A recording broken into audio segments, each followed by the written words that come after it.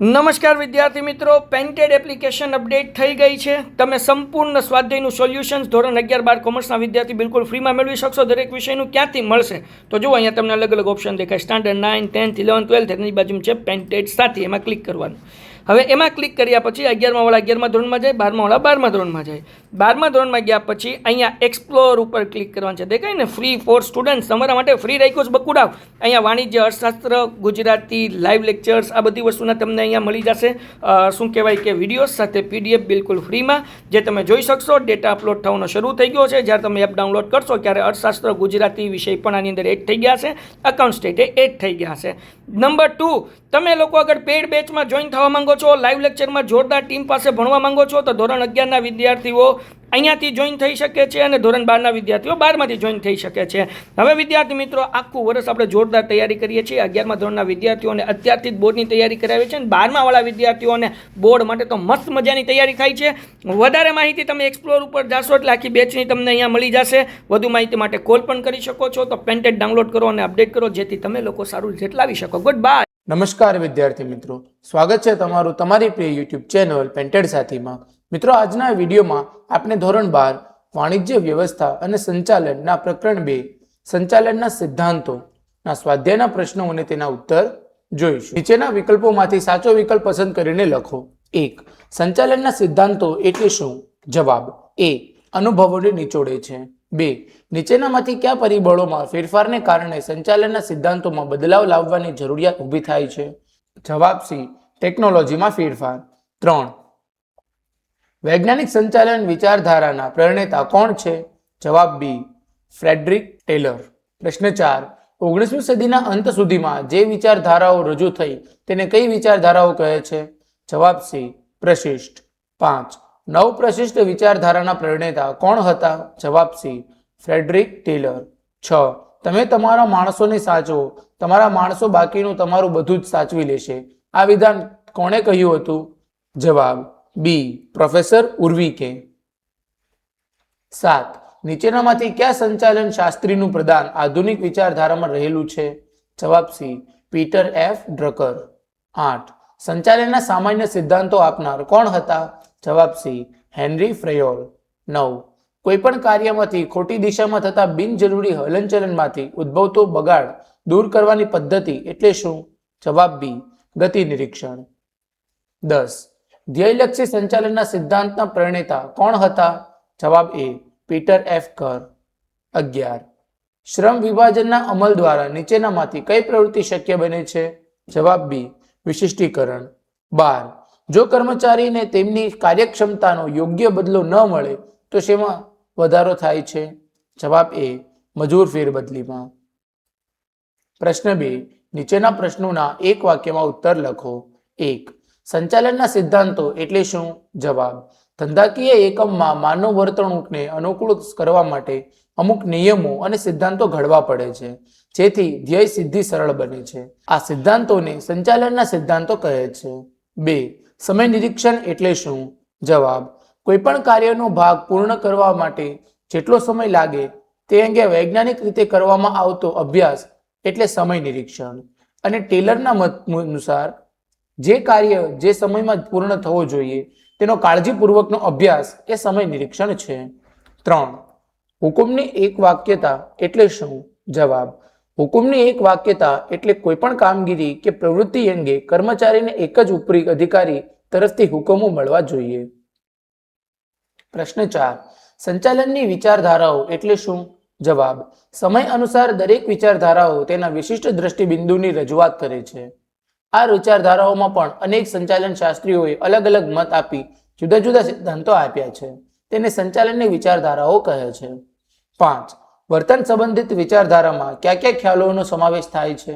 જવાબ આંતરમાનવીય સંબંધો, અભિપ્રેરણ, નેતૃત્વ, માહિતી સંચારની પ્રક્રિયા અને ઔદ્યોગિક ઝઘડાઓનો નિકાલ. 6. આધુનિક વિચારધારામાં સંચાલનને અન્ય કયા વિષયો સાથે સંબંધ છે?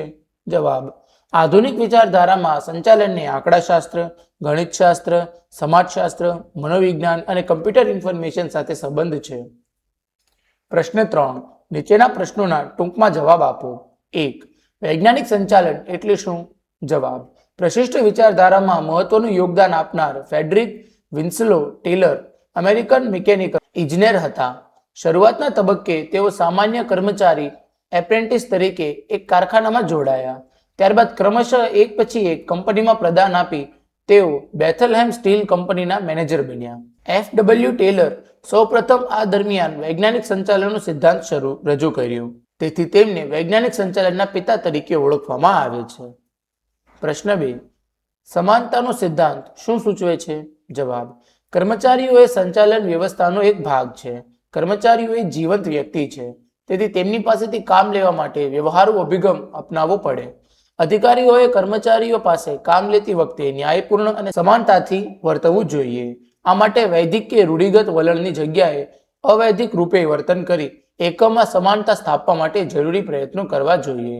કર્મચારીઓનું સંચાલકો પ્રત્યેનું વર્તન એ વફાદારી, વલણ, સમાનતા અને ન્યાય પર આધારિત છે. પ્રશ્ન 3. સંચાલનના સિદ્ધાંતો પરિવર્તનશીલ છે. સમજાવો. જવાબ: સંચાલન એ કળા અને વિજ્ઞાનનો સમન્વય છે. વિજ્ઞાન હોવાથી તેમાં સિદ્ધાંતો હોય તે સ્વાભાવિક છે. શુદ્ધ વિજ્ઞાનની માફક સંચાલનના સિદ્ધાંતો જડ નથી, પરંતુ પરિવર્તનશીલ છે. સંચાલનના સિદ્ધાંતો માનવ વર્તણૂક સાથે સીધો સંબંધ ધરાવે છે.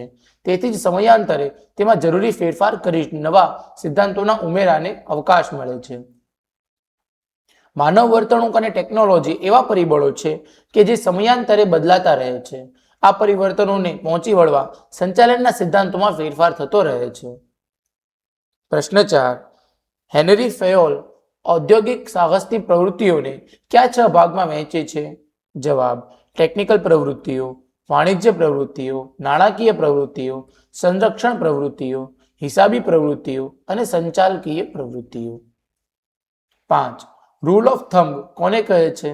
જવાબ: ધંધાકીય સંચાલનમાં સામાન્ય રીતે 2 વર્ગો ખૂબ મહત્વના છે: માલિકો અને કામદારો.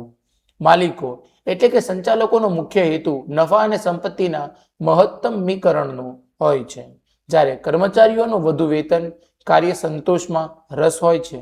આને પરિણામે બંને જૂથો વચ્ચે ધ્યેયોની એક સૂત્રતા જાળવવામાં સંઘર્ષ થતો જોવા મળે છે. આ બાબતે ફેડરિક ટેલર રૂઢિગત પદ્ધતિને પડકારી નવી પદ્ધતિને વિકસાવવાનું શરૂ કર્યું. રૂઢિગત પદ્ધતિમાં મજૂરો હુકમ અનુસાર કામ કરવા ટેવાયેલા હતા, જેને હુકમનો નિયમ રૂલ ઓફ થંબ કહે છે. 6. હુકમની એક વાક્યતાનો સિદ્ધાંત જણાવો. જવાબ: કર્મચારી એક કરતાં વધુ ઉપરી અધિકારીઓના હુકમોનું એક સાથે પાલન કરી શકે નહીં. તેથી આ સિદ્ધાંત દર્શાવે છે કે કોઈપણ કામગીરી કે પ્રવૃત્તિ અંગે કર્મચારીને એક જ ઉપરી અધિકારી તરફથી હુકમો મળવા જોઈએ. તેનો અર્થ એમ થાય કે કોઈ એક કાર્ય માટે કે એક વિભાગ માટે કર્મચારીઓ એક જ અધિકારીને જવાબદાર હોવા જોઈએ. હુકમની એક વાક્યતાના સિદ્ધાંતને કારણે કર્મચારીઓમાં હુકમને લગતી કોઈ પણ મૂંઝવણ ઊભી થતી નથી. એક કરતાં વધુ અધિકારીઓ દ્વારા હુકમો આપવામાં આવે તો કર્મચારીઓમાં મૂંઝવણ ઊભી થાય છે અને તેને કારણે ઔદ્યોગિક શિસ્ત જળવાતી નથી. પ્રશ્ન 7. ટેલરની ભિન્ન વેતન દરની પદ્ધતિ વિશે સમજાવો. જવાબ: કામદારોને તેમના કામના સમયને આધારે વેતન સંબંધિત ઉત્તેજન આપવાની પદ્ધતિ એટલે ભિન્ન વેતન દરની પદ્ધતિ. ઉત્પાદન વૃદ્ધિ માટે કામદારોને ઉત્તેજન આપવા માટે ટેલરે ઉત્તેજક વેતન પ્રથાની હિમાયત કરી હતી. કારખાનામાં કામ કરતા દરેક કામદારોને કાર્ય કરવાની ક્ષમતા અલગ અલગ હોય છે. આ હકીકતને ધ્યાનમાં રાખીને કાર્યક્ષમ કામદારોને વધુ ઉત્પાદનના સંદર્ભમાં વધુ વેતન મળવું જોઈએ અને ઓછી કાર્યક્ષમતાવાળા કામદારોને ઓછું વેતન મળવું જોઈએ. આ બાબત ધ્યાને રાખીને ટેલરે ભિન્ન વેતન દરની પદ્ધતિ આપી છે. પ્રશ્ન 4.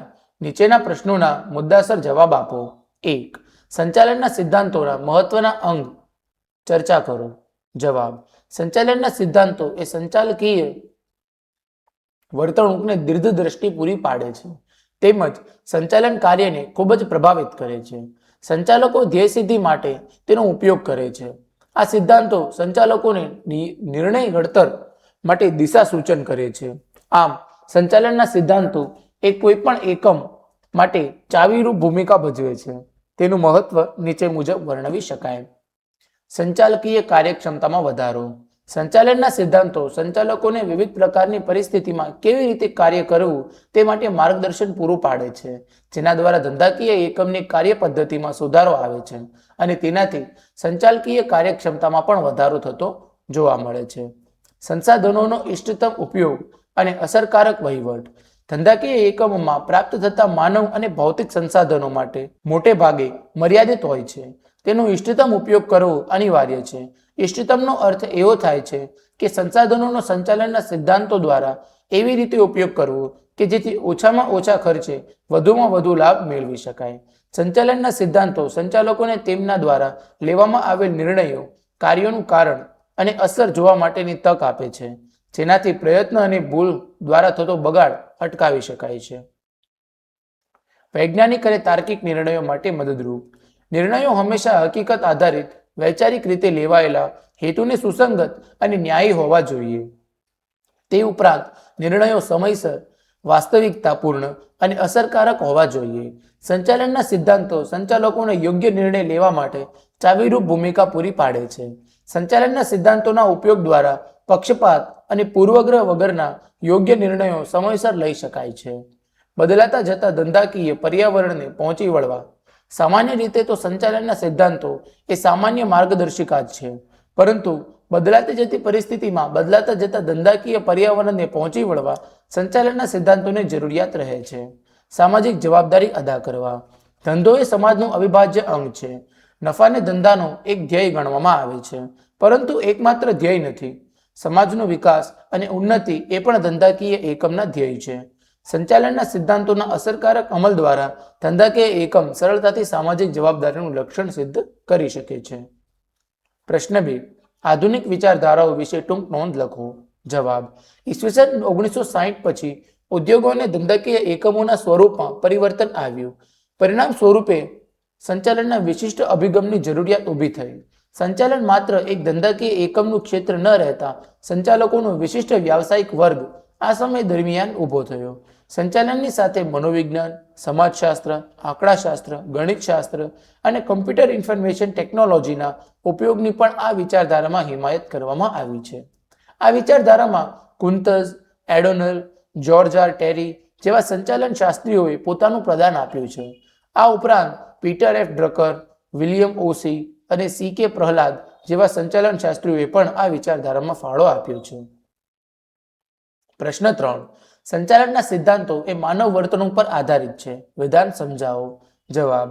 સંચાલનમાં માનવ કેન્દ્ર સ્થાને હોવાથી સંચાલનના સિદ્ધાંતો એ માનવ વર્તણૂક ઉપર મોટી અસર જન્માવે છે. સંચાલનના સિદ્ધાંતોને માનવ વર્તણૂક સાથે સીધો સંબંધ રહેલો છે અને માનવ વર્તણૂક એ મનોવિજ્ઞાન બાબત છે, જે સંચાલનના સિદ્ધાંતોના અમલ વખતે ધ્યાનમાં લેવી જરૂરી છે. પ્રશ્ન 4. વર્તન સંબંધિત વિચારધારાઓ વિશે સમજાવો. જવાબ. સંચાલન એ અન્ય વ્યક્તિઓ પાસેથી કામ લેવાની કળા છે. જેમ પ્રોફેસર ઉર્વિકે કહ્યું છે, તમે તમારા માણસોને સાચવો, તમારા માણસો બાકીનું તમારું બધું સાચવી લેશે. તેમ કર્મચારી કે વ્યક્તિ એ એકમમાં ખૂબ જ મહત્વનું સ્થાન ધરાવે છે. સંચાલન વ્યક્તિ મારફતે થવું હોવાથી સંચાલનનો અભ્યાસ આંતરવ્યક્તિ સંબંધોનો અભ્યાસ બની રહે છે. સંચાલકીય કાર્યોનું અગત્યનું કેન્દ્રબિંદુ માનવ વર્તન અને માનવ સંબંધોનું છે. તેથી વર્તન સંબંધિત વિચારધારા મનોવૈજ્ઞાનિક તારણોના ઉપયોગ દ્વારા કર્મચારીના કાર્ય સંતોષ અને કાર્યક્ષમતા વધારવા ઉપર ભાર મૂકે છે. વર્તન સંબંધિત વિચારધારામાં આંતરમાનવીય સંબંધો, અભિપ્રેરણ, નેતૃત્વ, માહિતી સંચાર પ્રક્રિયા, ઔદ્યોગિક ઝઘડાઓના નિકાલ વગેરે જેવા ખ્યાલોનો સમાવેશ થાય છે. આ અભિગમ વધુ પડતો મનોવૈજ્ઞાનિક હોવાથી તેમાં આર્થિક પરિબળની ક્યાંક અવગણના થઈ હોય તેવું જણાય છે. ઉત્પાદકતાને ભોગે માનવ સંબંધોની જાળવણી થઈ શકે નહીં તેવું કેટલુંક લેખકો તાર્કિક વિધાન છે, જે આ અભિગમની મુખ્ય મર્યાદા છે. પ્રશ્ન 5. પીટર એફ ડ્રકરનું સંચાલન ક્ષેત્રે પ્રદાન જણાવો. જવાબ. પીટર એફ ડ્રકર 1909-2005 ખૂબ જ પ્રખ્યાત સંચાલન શાસ્ત્રી તરીકે ખ્યાતિ પ્રાપ્ત લેખક, ચિંતક અને કેળવણીકાર હતા. વૈશ્વિકીકરણને કારણે સમગ્ર વિશ્વની ધંધાકીય વ્યવસ્થાઓમાં પરિવર્તન આવ્યું હતું, જેને કારણે સંચાલનની નવી પદ્ધતિઓ વિકસાવવાની આવશ્યકતા ઊભી થઈ. પીટર એફ ડ્રકરે માનવ સંપત્તિને ધંધાકીય એકમમાં વિશેષ મહત્વ આપવા માટે ખાસ હિમાયત કરી. પીટર એફ ડ્રકરના મુખ્ય પ્રદાનમાં ધ્યેયલક્ષી સંચાલક અને સ્વનિયમનનો સિદ્ધાંત મુખ્ય છે. ધ્યેયલક્ષી સંચાલન વિશે તેઓ જણાવે છે કે હેતુ સિદ્ધિ માટે કર્મચારીઓ અને સંચાલકોના ધ્યેયમાં એક સૂત્રતા હોવી જરૂરી છે. જુદા જુદા ધંધાકીય સ્વરૂપના એકમો માટે ધ્યેયલક્ષી સંચાલન ખૂબ જ અસરકારક છે. તેઓનું પ્રદાન માનવ સંસાધન સંચાલન, બજાર સંચાલન અને તણાવ સંચાલન માટે મુખ્ય રહેલું છે. તેથી પીટર એફ ડ્રને આધુનિક સંચાલનના પિતા કહેવામાં આવે છે. પ્રશ્ન 5. નીચેના પ્રશ્નોના વિસ્તારપૂર્વક જવાબ આપો. 1. વૈજ્ઞાનિક સંચાલનના સિદ્ધાંતો સમજાવો. જવાબ. ફ્રેડરિક ટેલરનો વૈજ્ઞાનિક સંચાલનનો અભિગમ એક ક્રાંતિકારી પગલું હતું. તેઓ રૂઢિગત ચીલાચાલુ પદ્ધતિથી દૂર હતા. કામદારો અને માલિકો એક સૂત્રતાથી કામ કરે તે હેતુસર તેમણે વૈજ્ઞાનિક સંચાલનના સિદ્ધાંતો આપ્યા. 1. વૈજ્ઞાનિક પદ્ધતિ. કાર્ય કરવા રૂઢિગત પદ્ધતિઓના ઉપયોગનો ત્યાગ કરી નવી વૈજ્ઞાનિક પદ્ધતિઓ અપનાવવી જોઈએ અને કાર્યનું વૈજ્ઞાનિક વિશ્લેષણ કરી શ્રેષ્ઠ કાર્ય કેવી રીતે થાય તેનો વિચાર કરવો જોઈએ. 2. આયોજન અને અમલીકરણ. રૂઢિગત પદ્ધતિની જેમ કામદારો આયોજન અને અમલીકરણ કરે તેના બદલે આયોજનનું કામ નિષ્ણાતો કરે અને કામદારો તેનું અમલીકરણ કરે તેવું હોવું જોઈએ. 3. કાર્ય વિશ્લેષણ. ઓછો ખર્ચ અને ઝડપી કામ કરવા માટે કાર્ય વિશ્લેષણ ઉત્તમ છે, જેમાં સમય નિરીક્ષણ, ગતિ નિરીક્ષણ અને થાક નિરીક્ષણનો અભ્યાસ કરી ઓછી પડતરે ઉત્પાદકતામાં વધારો કરી શકાય. 4. પ્રમાણીકરણ. પ્રમાણીકરણ અને સરળીકરણ એ વૈજ્ઞાનિક પ્રક્રિયા છે જે અગાઉથી થવી જોઈએ. ઓજારો, સાધનો, સમય, કામકાજની સ્થિતિ વગેરે બાબતો માટે પ્રમાણીકરણ જરૂરી બને છે. 5. વૈજ્ઞાનિક પસંદગી અને તાલીમ. કામદારોની પસંદગી યોગ્ય રીતે વૈજ્ઞાનિક ધોરણે થવી જોઈએ. વૈજ્ઞાનિક ધોરણ માટે કર્મચારીઓના શિક્ષણ, કૌશલ્ય, આવડત, શારીરિક શક્તિ, તાલીમ વગેરેને માપદંડ તરીકે ધ્યાનમાં લઈ શકાય. આ ઉપરાંત કર્મચારીઓને એવા પ્રકારની કામગીરી સોંપવી જોઈએ કે જે તેના શિક્ષણ, અભ્યાસ અને કૌશલ્યને અનુરૂપ હોય. સમયાંતરે કામદારોની કાર્યક્ષમતા વધારવા તાલીમનો ઉપયોગ પણ થવો જોઈએ. વળી તેમની કાર્યરુચિ જાણવા વિવિધ પ્રકારની વૈજ્ઞાનિક કસોટીનો ઉપયોગ થવો જોઈએ. 6. નાણાકીય ઉત્તેજન. કુશળ કામદારોને નાણાકીય અને અન્ય પ્રકારના ઉત્તેજન આપવા જોઈએ. આ માટે વિવિધ પ્રકારની ઉત્તેજક વેતન યોજનાની ભલામણ કરવામાં આવે છે. દરેક કામદારના વ્યક્તિગત ઉત્પાદનના આધારે આ પ્રથા અપનાવવી જોઈએ. તેમના વેતન દર ધારણાના આધારે નહીં, પરંતુ વૈજ્ઞાનિક અભ્યાસથી નક્કી થવા જોઈએ. 7. કરકસર. વૈજ્ઞાનિક સંચાલનના અમલ દરમિયાન માત્ર વૈજ્ઞાનિક અને ટેકનિકલ આધારો I-511 લેવાતા ઓછી પડતર પર ભાર મૂકવો જોઈએ. આ માટે પડતર અંદાજ અને પડતર અંકુશની પદ્ધતિઓ એ વિચલનનો શોધી તેનો અભ્યાસ અને ઉકેલ આપવો જોઈએ. 8. માનસિક ક્રાંતિ. માલિકો અને મજૂરો વચ્ચે ધ્યેયની સિદ્ધિ માટે માનસિક ક્રાંતિ થવી જોઈએ. માનસિક સંવાદિતાથી માલિકો અને કામદારો વચ્ચે તણાવમાં ઘટાડો થાય છે અને ધ્યેય સિદ્ધિ સરળ બને છે. પ્રશ્ન 2. પ્રશિષ્ટ વિચારધારા અંગે વિસ્તારપૂર્વક સમજાવો. જવાબ. સંચાલનની વિચારધારાઓમાં 19મી સદીના અંત સુધીમાં જે વિચારધારાઓ રજૂ થઈ તે વિચારધારાઓને પ્રશિષ્ટ વિચારધારાઓ તરીકે ઓળખવામાં આવે છે. પ્રશિષ્ટ વિચારધારાના મુખ્ય પ્રણેતા સંચાલન શાસ્ત્રીઓ Frederick Taylor, Max Weber, Gilbert, Henry Gantt અને હેનરી ફેયોલ છે. પ્રશિષ્ટ વિચારધારામાં ટેલરનો ફાળો ખૂબ જ મહત્વનો છે. ફ્રેડરિક ટેલરે આપેલ વૈજ્ઞાનિક સંચાલનના સિદ્ધાંતો સંચાલન વિચારધારામાં આજે પણ પ્રસ્તુત છે. વૈજ્ઞાનિક સંચાલનનો અભિગમ રૂઢિગત પદ્ધતિઓને બદલે સમય અને ગતિના નિરીક્ષણ દ્વારા વૈજ્ઞાનિક રીતે રજૂ થયેલા સિદ્ધાંતોને અપનાવવાની તરફેણ કરે છે. વૈજ્ઞાનિક સંચાલનના સિદ્ધાંતોનું મુખ્ય પ્રદાન વ્યવસ્થા તંત્રમાં વિશિષ્ટીકરણ, ઉત્તેજક, વેતન પ્રથા, જવાબદારી અને કાર્યની વૈજ્ઞાનિક રીતે પહોંચણી બાબતે રહેલું છે. પ્રશિષ્ટ વિચારધારામાં હેનરી ફેયોલ પ્રદાન પણ નોંધપાત્ર રહ્યું છે. તેમણે સંચાલનના સામાન્ય સિદ્ધાંતો આપી સંચાલન વિચારધારામાં મહત્વનું યોગદાન આપ્યું. તેમણે ધંધાકીય એકમમાં વિવિધ કાર્યોની સપાટી નક્કી કરી, કાર્યોની મર્યાદા નક્કી કરવાનો પ્રયત્ન કર્યો. જુદા જુદા સ્તરે સંચાલકીય ફરજો બજાવતા સંચાલન સાર્વત્રિક સિદ્ધાંતો માર્ગદર્શિકા રૂપે આપ્યા. આ સિવાય પ્રશિષ્ટ વિચારધારામાં મેક્સ વેબરના અમલદારશાહીના વિચારનું પણ પ્રદાન રહેલું છે. 19મી સદીના અંત સુધી ઔદ્યોગિક ક્રાંતિને પરિણામે ધંધાકીય એકમોનું સ્વરૂપ અને કદ બદલાવા લાગ્યા. પ્રશ્ન 3. હેનરી ફેયોલના સંચાલનના સિદ્ધાંતો સમજાવો. જવાબ.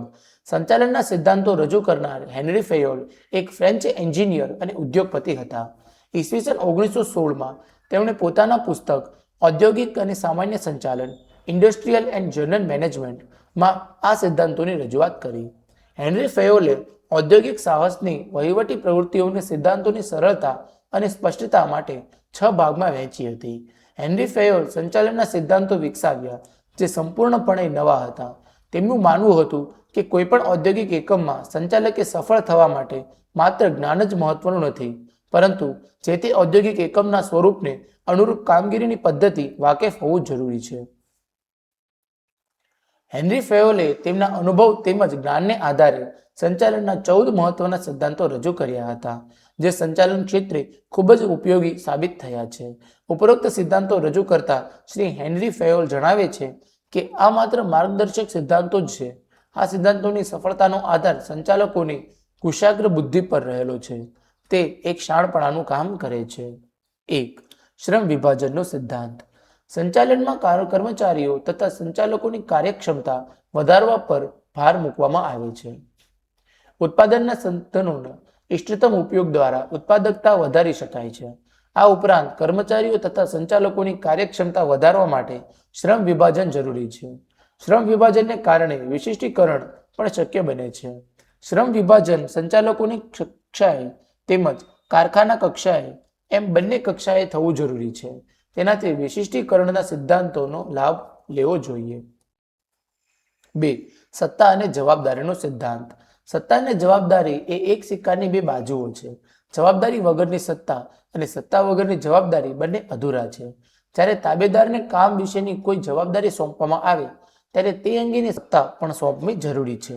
સત્તા સોંપણી વખતે કર્મચારીનો હોદ્દો, જ્ઞાન, લાયકાત, અનુભવ, નેતૃત્વની કળા, પુખ્તતા વગેરે પરિબળો ધ્યાને લેવા જોઈએ, જેના પરિણામે કર્મચારીઓનો ઉત્સાહ વધે છે અને ધ્યેય સિદ્ધિ સરળ બને છે. 3. શિસ્ત અંગેનો સિદ્ધાંત. સાધનોના ઇષ્ટતમ ઉપયોગ અને પ્રવૃત્તિઓના સાતત્ય માટે ઔદ્યોગિક શિસ્ત હોવી ખૂબ જ જરૂરી છે. શિસ્ત એ એક ચોક્કસ પ્રકારનું સંવાદિતા ભર્યું વાતાવરણ ઊભું કરે છે. ઔદ્યોગિક શિસ્ત એ ચોક્કસ પ્રકારના નિયમો અને આચાર સંહિતાને કારણે સ્થપાય છે અને તેને કારણે એકમમાં અનુશાસન સ્થપાય છે. જ્યારે કર્મચારીઓ મોટી સંખ્યામાં હોય ત્યારે શિસ્ત અને આચાર સંહિતા મારફતે અંકુશ સરળ બને છે. કર્મચારીનો કાર્ય પ્રત્યેનો આનંદ વધે છે. સંચાલકો પણ સરળતાથી કામ લઈ શકે છે. શિસ્ત માટે દરેક કક્ષાએ યોગ્ય નિરીક્ષણ, કામદારો અને માલિકો વચ્ચે સ્પષ્ટ ન્યાયિક કરારો તેમજ શિક્ષાનો ન્યાય અમલ જેવી બાબતો મહત્વની છે. 4. હુકમની એક વાક્યતાનો સિદ્ધાંત. કર્મચારી એક કરતાં વધુ ઉપરી અધિકારીઓના હુકમોનું એક સાથે પાલન કરી શકે નહીં. તેથી આ સિદ્ધાંત દર્શાવે છે કે કોઈપણ કામગીરી કે પ્રવૃત્તિ અંગે કર્મચારીને એક જ ઉપરી અધિકારી તરફથી હુકમો મળવા જોઈએ. તેનો અર્થ એમ પણ થાય કે કોઈ એક કાર્ય માટે કે વિભાગ માટે કર્મચારીઓ એક જ અધિકારીને જવાબદાર હોવા જોઈએ. હુકમની એક વાક્યતાના સિદ્ધાંતને કારણે કર્મચારીઓમાં હુકમને લગતી કોઈ પણ મૂંઝવણ ઊભી થતી નથી. એક કરતાં વધુ અધિકારીઓ દ્વારા હુકમો આપવામાં આવે તો કર્મચારીઓમાં મૂંઝવણ ઊભી થાય છે અને તેને કારણે ઔદ્યોગિક શિસ્ત જળવાતી નથી. 5. દોરવણીની એક વાક્યતાનો સિદ્ધાંત. જવાબ. આયોજન એ ભવિષ્ય માટેની રૂપરેખા છે જે કાર્ય વિભાજન અને વિશિષ્ટીકરણના આધારે પાર પાડી શકાય. આયોજનના અમલ દરમિયાન જો વિચલનો જણાય તો દોરવણી માર્ગદર્શન અપાય છે. આ દોરવણી કોઈ ચોક્કસ ઉપરી અધિકારી દ્વારા આપવી જોઈએ. આમ કરવાથી એક સમાન કાર્યો અને પ્રયત્નોનું સંકલન સરળતાથી થઈ શકે છે. આ સિદ્ધાંત મુજબ કર્મચારી જૂથની ઉપર એક જ અધિકારી હોવો જોઈએ અને આ જૂથ એક જ ધ્યેયની સિદ્ધિ માટે જૂથ કાર્ય કરતું હોવું જોઈએ. 6. સામાન્ય હિતને વધુ અને વ્યક્તિગત હિતને ગૌણ સ્થાન. સંચાલન એ સામૂહિક પ્રવૃત્તિ છે, તેથી વ્યક્તિ વચ્ચે, વિભાગ વચ્ચે સંચાલન હોવું જરૂરી બને છે. તેથી ધંધાકીય એકમની ધ્યેય સિદ્ધિ સરળ બને છે. આ સિદ્ધાંત દર્શાવે છે કે કોઈ વ્યક્તિગત કે કર્મચારી જૂથના હિતને સમગ્ર એકમના હિતની સામે ગૌણ ગણવું જોઈએ, એટલે કે વ્યક્તિગત હિત કરતાં સામાન્ય હિતને પ્રાધાન્ય આપવું જોઈએ. 7. કર્મચારીઓને યોગ્ય વેતનનો સિદ્ધાંત. કર્મચારીઓ જે સેવા આપે છે તેના બદલામાં તેમને જે વળતર મળે છે તેને વળતર કહે છે.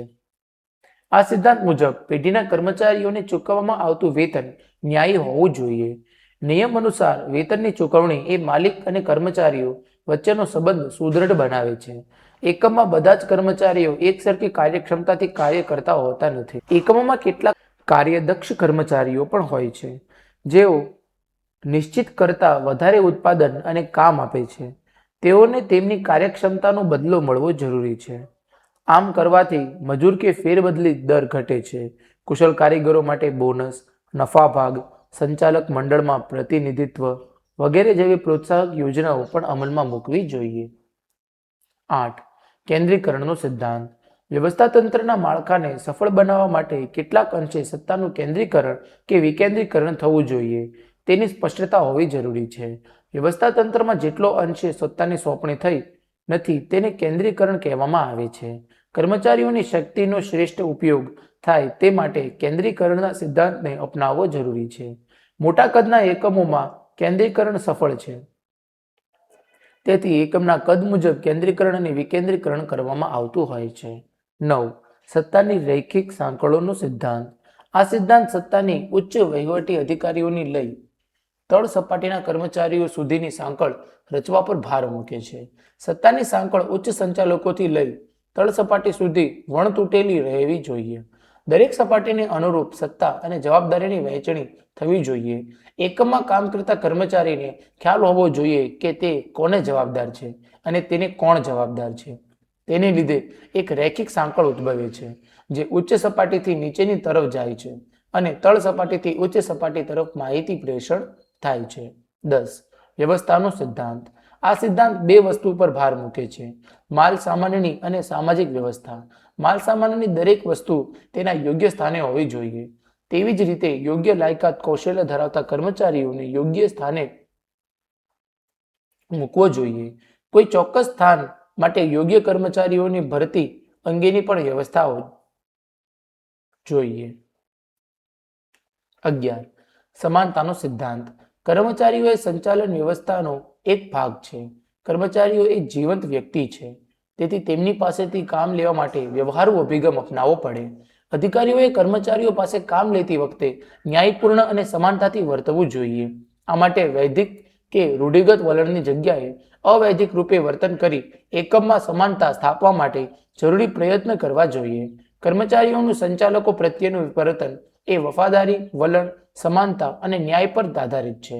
12. સ્થિર કર્મચારી ગણનો સિદ્ધાંત. કાયમી અને સ્થિર કર્મચારી ગણ એ ધંધાકીય એકમની મૂડી છે. કોઈ એક એકમમાં લાંબો સમય ટકી રહેવાથી કર્મચારીનો વિકાસ થાય છે અને ધંધાકીય એકમને ધ્યેય સિદ્ધિ માટે કર્મચારીની સ્થિરતા ખૂબ જ મહત્વનો ફાળો આપે છે. લાંબા સમય સુધી કર્મચારી જે તે એકમમાં રહેવાથી અધ્યયન વક્રની અસરને પરિણામે ઉત્પાદકતા વધે છે તેમજ મજૂર ફેરબદલી દર ઘટે છે. કાયમી કર્મચારીઓ માટે બઢતી, તાલીમ વગેરેની વ્યવસ્થા કરવી જોઈએ. 13. પહેલ વૃત્તિનો સિદ્ધાંત. સંચાલકોમાં જેમ ઉદ્યોગ સાહસિકતા જરૂરી છે તેમ કર્મચારીઓમાં પહેલ વૃત્તિ હોવી જરૂરી છે. સંચાલકોએ એવું ધંધાકીય વાતાવરણ પૂરું પાડવું જોઈએ કે જેમાં કર્મચારીઓની પહેલ વૃત્તિને પ્રોત્સાહન મળે. પહેલ વૃત્તિથી કર્મચારીઓમાં સ્વતંત્ર રીતે કાર્ય કરવાની શક્તિનો વિકાસ થાય છે. તેમની નેતૃત્વ શક્તિ પણ ખીલે છે. 14. જૂથ ભાવનાનો સિદ્ધાંત. ધંધાકીય એકમની સફળતાનો આધાર સંચાલકો અને કર્મચારીઓના પરસ્પર સંબંધો પર રહેલો છે. તેથી બંને વર્ગમાં સંવાદિતા ભર્યા સંબંધો હોવા જોઈએ. સંચાલકોએ કર્મચારીઓ વચ્ચે જૂથ ભાવના પેદા કરવી જોઈએ. જો તમામ કર્મચારીઓ જૂથ બનીને કાર્ય કરશે તો એકમની ધ્યેય સિદ્ધિનું કાર્ય સરળ બને છે. હેનરી ફેયોલ ઉપરના સિદ્ધાંતો દર્શાવતી વખતે કહ્યું હતું કે સંચાલનના સિદ્ધાંતોની ઉપયુક્ત યાદી એ અંતિમ યાદી નથી. સંચાલકો પોતાના અનુભવ, સંશોધન અને જ્ઞાનને આધારે તેમાં નવા સિદ્ધાંતોનો ઉમેરો કરી શકે છે. આ સિદ્ધાંતોને ધંધાકીય, આર્થિક, રાજકીય અને સામાજિક એમ તમામ પ્રવૃત્તિઓમાં સરખી રીતે લાગુ પાડી શકાય છે. પ્રશ્ન 4. સંચાલનનું સ્વરૂપ સવિસ્તાર સમજાવો. જવાબ. સંચાલનના સિદ્ધાંતો વ્યવહારુ તારણ છે, જડ નથી. આ સિદ્ધાંતો કાર્ય કરવા માટેની માર્ગદર્શિકા છે જે કાર્ય અને કારકનો સંબંધ દર્શાવે છે. સંચાલનના જુદા જુદા કાર્યો જેવા કે આયોજન, વ્યવસ્થાતંત્ર, દોરવણી અને અંકુશની અમલવારી વખતે સંચાલનના સિદ્ધાંતો સંચાલકોને નિર્ણય ઘડતર માટે માર્ગદર્શક ભૂમિકા પૂરી પાડે છે. નિષ્ણાતોનું કહેવું છે કે આ સિદ્ધાંતો એ મોટા ભાગે સત્ય હોય છે પરંતુ સંપૂર્ણ સત્ય નથી. તેમાં પણ અપવાદનો નિયમ રહે છે. સંચાલનના સિદ્ધાંતોની ઉપરોક્ત ચર્ચા પરથી તેના સ્વરૂપ અંગે નીચે મુજબના મુદ્દાઓ તારવી શકાય. 1. સાર્વત્રિક સ્વીકૃતિ. સંચાલનના સિદ્ધાંતો મોટાભાગના ધંધાકીય એકમોને લાગુ પાડી શકાય છે. જ્યાં જ્યાં સામૂહિક માનવીય પ્રયત્નોની જરૂરિયાત છે ત્યાં આ સિદ્ધાંતોની આવશ્યકતા રહે છે. જોકે ધંધાકીય એકમના પ્રકાર, સ્વરૂપ, પ્રવૃત્તિ અને કદ મુજબ સંચાલનના બધા સિદ્ધાંતો લાગુ પાડવાની માત્રામાં ફેરફાર હોય છે, પરંતુ મોટાભાગના ધંધાકીય એકમોમાં સંચાલનના સિદ્ધાંતો લાગુ પાડી શકાય છે. તેથી સંચાલનના સિદ્ધાંતો સર્વવ્યાપક કે સાર્વત્રિક છે. 2. પરિવર્તનશીલ. સંચાલનના સિદ્ધાંતો એ જડ તરણ નથી, પરંતુ પરિવર્તનશીલ છે. સંચાલકને જ્યારે અને જેવી પરિસ્થિતિમાં જરૂર જણાય ત્યાં તેમાં પરિવર્તનશીલતાને અવકાશ છે. કેટલીક પરિસ્થિતિમાં આ સિદ્ધાંતો બંધ બેસતા ન જણાય ત્યારે સંચાલકને તેમાં ફેરફાર કરવાની છૂટ રહે છે. દાખલા તરીકે કાર્ય વિભાજનનો સિદ્ધાંત મોટા એકમોમાં એક સમાન રીતે લાગુ કરી શકાય, પરંતુ નાના એકમોમાં તેટલી જ માત્રામાં કાર્ય વિભાજનનો સિદ્ધાંત લાગુ કરી શકાતો નથી. 3. સામાન્ય માર્ગદર્શિકા. સંચાલનના સિદ્ધાંતો એ જુદી જુદી પરિસ્થિતિમાંથી જુદા જુદા નિષ્ણાતો દ્વારા થયેલા અનુભવોની ફલશ્રુતિ છે. ધંધાકીય એકમનું સંચાલન કરતી વખતે એકમમાં વિષમ અને જટિલ સમસ્યાઓ આવતી હોય છે. આ દરેક સમસ્યાનું સ્વરૂપ એકમ અનુસાર જુદું જુદું હોય છે, જે દરેક પરિસ્થિતિમાં દરેક એકમ માટે એક સરખું પરિણામ આપી શકે નહીં.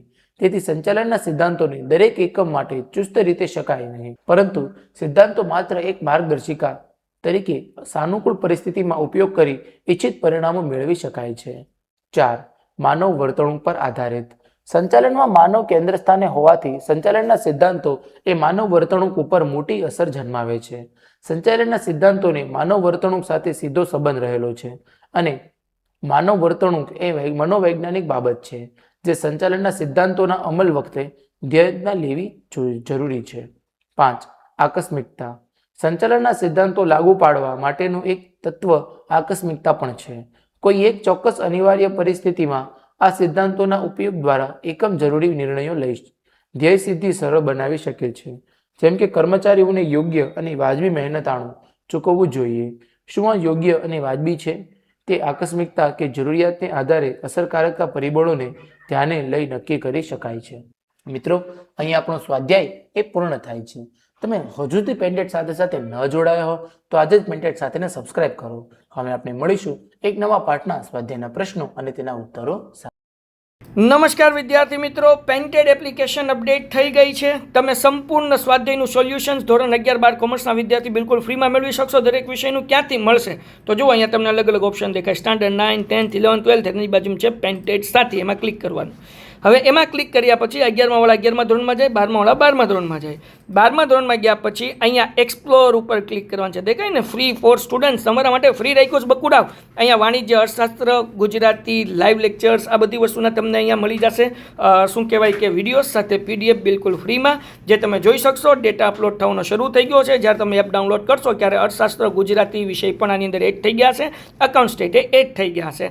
નંબર 2, તમે લોકો અગર પેડ બેચમાં જોઈન થવા માંગો છો, લાઈવ લેક્ચરમાં જોરદાર ટીમ પાસે ભણવા માંગો છો, તો ધોરણ 11ના વિદ્યાર્થીઓ અહીંયાથી જોઈન થઈ શકે છે અને ધોરણ 12ના વિદ્યાર્થીઓ 12માંથી જોઈન થઈ શકે છે. હવે વિદ્યાર્થી મિત્રો, આખું વર્ષ આપણે જોરદાર તૈયારી કરીએ છીએ. 11મા ધોરણના વિદ્યાર્થીઓને અત્યારથી જ બોર્ડની તૈયારી કરાવી છે અને 12મા વાળા વિદ્યાર્થીઓને બોર્ડ માટે તો મસ્ત મજાની તૈયારી થાય છે. વધારે માહિતી તમે એક્સપ્લોર ઉપર જાશો એટલે આખી બેચની તમને અહીંયા મળી જશે. વધુ માહિતી માટે કોલ પણ કરી શકો છો. તો પેન્ટેડ ડાઉનલોડ કરો અને અપડેટ કરો, જેથી તમે લોકો સારું રિઝલ્ટ લાવી શકો. Good bye.